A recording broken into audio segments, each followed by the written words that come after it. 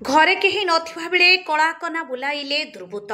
सूचना मुताबक बालेश्वर जिला जलेश्वर ब्लॉक नाम्फफांडी अंतर्गत आंबपुंजा ग्रामर पूर्णचंद्र परिड़ा बजार को व्यवसाय करने को जाइथिबा बेले घरू आनुमानिक 50 लाख सुना गहना सह 5 लाख टंका लुट होइथिबा अभियोग होइछि।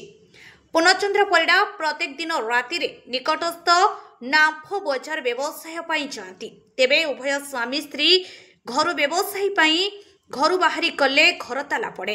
एहार सुजोग नहीं काली राति प्राय 8टा मध्य लुट होइथिबा जଣା पड़िछि।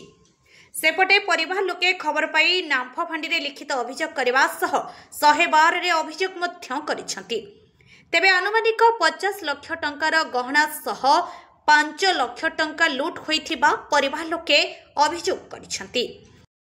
शांतिलता पैड़ा चौक दुकान करी के मु संचय करी के मु रखी दिनी 5 लाख खंडे टका मो घर थिला गहना मोर 50 लाख खंडे मो छुआ माने गाड़ गहना सब मो छुआ माने बाहर अछन काटी कुटी के राती दिन सबने स्वाद नाही जे रक्त टाको जळ करी के मो छुआ काटी थिले गो मु 6टा बेले दुकान को गनी ताला पाला मारी के गनी आसीबा बेलको 8टा बेलको आसीबा बेलको।